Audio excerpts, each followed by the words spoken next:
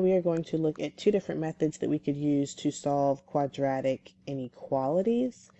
We notice that in all of these problems here, we do not have equal signs, we have inequality symbols, and we're also quadratic because all of these polynomials have a degree of 2. Highest exponent is 2. That's what makes it quadratic.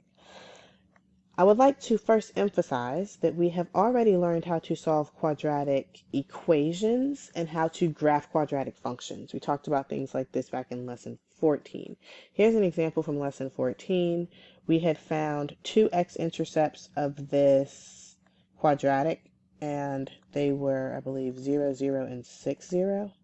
Those were the two x-intercepts. Those are these points right here. So those 2 points, the two values of 0 and 6 are exactly when the quadratic is equal to 0, right? Because that's how we got those x-intercepts for that quadratic. We set the whole entire quadratic equal to 0. Now, what if I had asked, when is the quadratic no longer equal to 0, but let's say I'm interested in when it is greater than 0? Well, for the quadratic to, so it's equal to 0 where it is on the x-axis, because that's where the y value is equal to 0.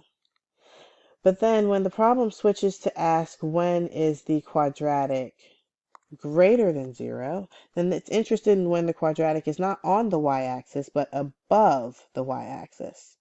So for this entire piece right here, and for this entire piece right there. Because for those two pieces of the graph is above the x-axis. This piece in the middle that I'm highlighting in blue, the graph is under the x-axis there.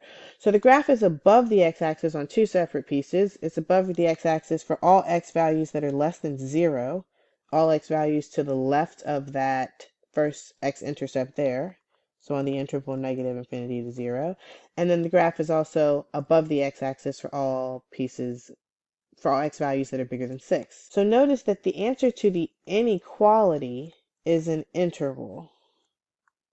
That's not always the case, but most of the time it is. The answer to the inequality is an interval. When we just answered this equation, we didn't get an interval. We didn't get a whole bunch of different x values. We only got the x values of 0 and 6. But for the inequality, we have several answers. And so for just imagining, think about the x value maybe negative or positive 50. The x value positive 50 is somewhere way out here. But at that x value, the graph is still positive because this piece does not stop going up. So keeping this picture in mind and thinking about the inequalities in terms of above the x-axis if it's greater than 0 and below the x-axis if it's less than 0 is one of the methods that we will use to look at solving these quadratic inequalities. To apply that method and another method to example 1. So we want to solve this quadratic inequality for x, and it is quadratic because I could distribute the x and I would see the x squared show up. First thing that I'm going to do is I'm going to switch the inequality sign to simply an equal sign. Because if I can find out when it's equal to 15, then I can find out when it's less than 15. The same way over here, if we could find out when the graph was equal to 0 by finding the x-intercepts, we could find out when the graph was greater than 0. But we like to think of things in terms of 0 because 0 is the x-axis. Remember when we talked about the x-axis, these points right there, those y-intercepts being on the x-axis. So in order to get this in terms of 0, I'm going to go ahead and distribute the x to get x squared minus 12x over here. And I'm going to subtract the 15 from both sides of this equation. So I just map that minus 15 right there. So I can have this equal to 0. So now that I have this equal to 0, I want to solve this equation. This equation is not an equation that we can, oh, this is supposed to be a 2x. This equation is an equation that we can factor. Factors into x minus 5 and x plus 3. And I know that because remember here, a is equal to 1. So I can look for two numbers that multiply to negative 15 and add to negative 2.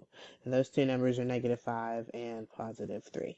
So I have it factored. Now I'll set both my factors equal to 0 to see that x is equal to 5.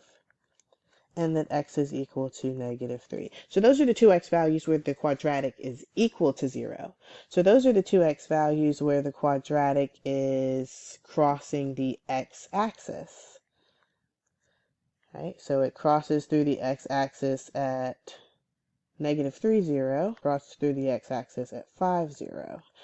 And which way does it open? Because if it's a quadratic, then it's U-shaped. So the graph either looks like that, if it's a quadratic that opens down, or the graph looks like this, if it's a quadratic that opens up. And remember that the way the quadratic opens depends on the sign of a. And in our case, a is a positive one, so the quadratic opens up. So the graph of our function looks like this. If we had notice that when we started the problem, we switched the equal sign to an inequality. But even if I would have just left the inequality alone, we see this is the same inequality as x squared minus 2x minus 15 is less than or equal to 0, right? Because all I did was just move the 15 back and distribute. So the point here is that we're interested in when it is less than or equal to 0. We have to be able to translate this inequality to mean on or below the x-axis. And so let's break that down. The on comes from the or equal to 0 part, because it says less than or equal to 0. Below comes from the less than 0 part. And the x-axis comes from the 0. Because remember, the x-axis is the horizontal line, y is equal to 0. So when is the graph on or below the x-axis? The graph is on or below the x-axis for this entire piece of the graph right here. And that piece of the graph, we have to describe it in terms of x values. So when this says where is the graph on or below, in fact, that's what this should read, where below. And when I say where, I mean on what x values is the graph on or below. So the piece of the graph, the x values that are highlighted are all the x values. I'm going to highlight them on the x-axis. I'm talking about x values. They're all of these x values right there. The x values that are between -3 and +5 on this number line, the horizontal number line. These x values in here, the ones between -3 and +5. And I'm not including -3, and I'm not including wait, am I including? No, I am including these two, because I said on or below the x-axis, and at those numbers the graph is on. So that or equal to is closing that in. So that's all the x values between -3 and +5. And so that's our answer there. So that's how we can solve this problem using a graph. That we could solve this problem is by using a number line. So if we choose to use the number line method, this number line, which is a number line for x values, which remind you, remember I drew this horizontal number line, which mimic the x values, just showing x values, okay?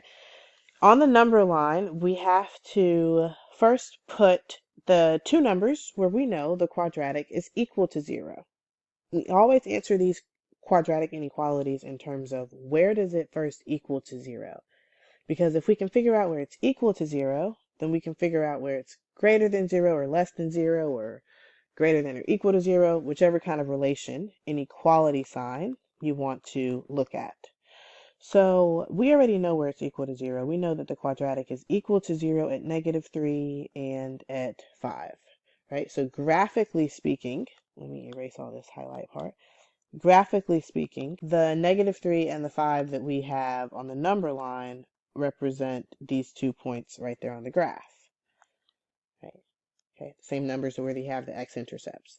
The idea is that if we know the two places where the quadratic is equal to 0, they're everywhere else in between. So by everywhere else in between, I mean the entire part that is to the left of -3, which mind you represents this part of the graph.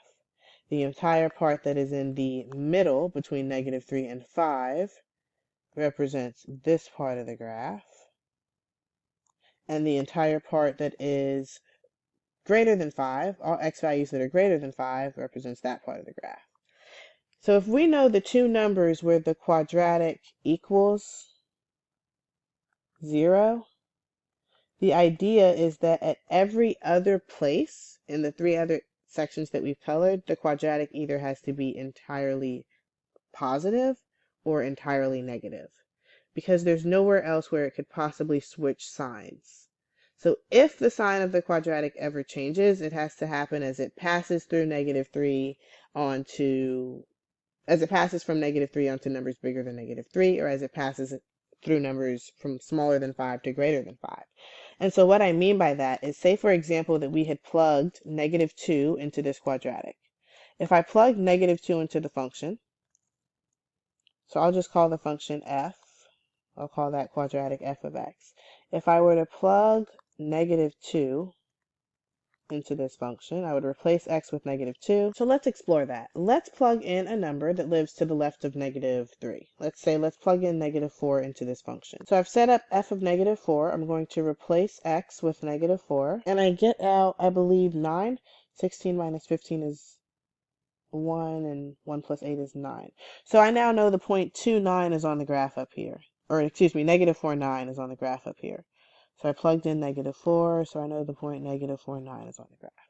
But the point being, the y value I got out was a positive 9. We got out a positive number when we plugged in a number smaller than -3. And for any other number smaller than -3 that we would have plugged that in, we would have also gotten out a positive number. If I would have plugged in -5, which is somewhere down here, it would have given me a point higher up on the graph. I would have got an even more positive number. But all the numbers smaller than -3 come out positive.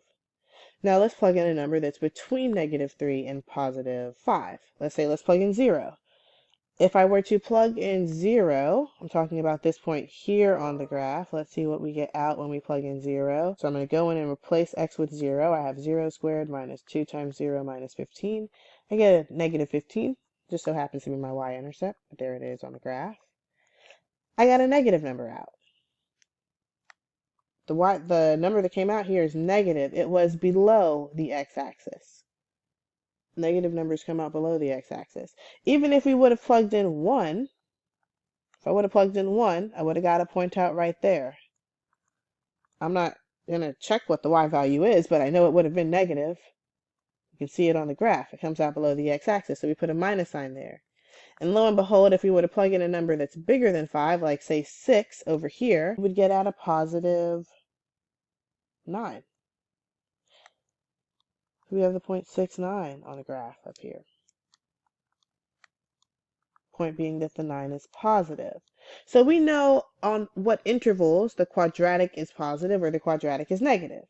And then we think back to the original question that we're being asked, and we're being asked to answer, when is the quadratic less than or equal to 0? When we thought of it graphically, we said that that is with the x values where the graph is below the x-axis. If we think of it in terms of just less than or equal to 0, on what x values is the graph negative or 0? Less than 0 means negative, so negative or 0. And we can see from this number line that the x values where the graph is negative or 0 are -3, everything between -3 and +5, and include +5. And the part of the number line that we just highlighted is the interval -3, 5. So let's recap these two methods that we've looked at. In the graph method, the most important thing we had to find were the x-intercepts, because that told us those two numbers, and then we would go and base above, below, or whatever we needed. In the number line method, the most important numbers we need are the zeros, the same numbers, -3 and 5, the numbers where the quadratic is equal to 0. So the different nuanced examples that we'll see in this lesson are, in this case, we looked at a less than or equal to 0. We'll look at some examples that are greater than 0 or greater than or equal to 0. This one had an or equal to, which means that we used closed circles and brackets in our interval final answer because of the or equal to. We'll look at some examples where we don't have the or equal to, and so then we'll be using parentheses and open circles instead. But remember, those two numbers in orange are the most important numbers for either one of those methods. So some more nuanced examples that we'll look at are, well, what happens if we draw the graph and the graph never touches the x-axis? What if the graph's like that, or the graph never touches the x-axis and the graph looks like this? And remember, they all have to look something like this because they're quadratics. So they all look like U's that either open up or down. We looked at examples where the graph touched the x-axis in two different numbers. Our x-intercepts were at -3 and +5. We will look at examples where the graph only touches the x-axis at one number, because we've seen that if the discriminant is equal to 0, the graph may only have one x-intercept. So these are no x-intercepts at the top, only one x-intercept we'll explore. And remember, we haven't always gotten such nice round numbers for zeros. Sometimes when solving quadratic equations that could not factor, we had to use the quadratic formula. And the quadratic formula may give us some x-intercepts that happen to look like 4 plus or 4 minus the square root of 3 and 4 plus the square root of 3. And I should be putting zeros on those points. So remember, there may be some examples where we have to use the quadratic formula and the x-intercepts come out as irrational numbers. But even if that happens, it does not change the whole premise of the problem, right? So the square roots don't change anything. We still treat the graph the same. We would still treat the number line the same. In fact, for all of these examples, the premise does not change. We're still looking for where's the graph above the x-axis for greater than problems, or where's the graph below the x-axis for less than problems.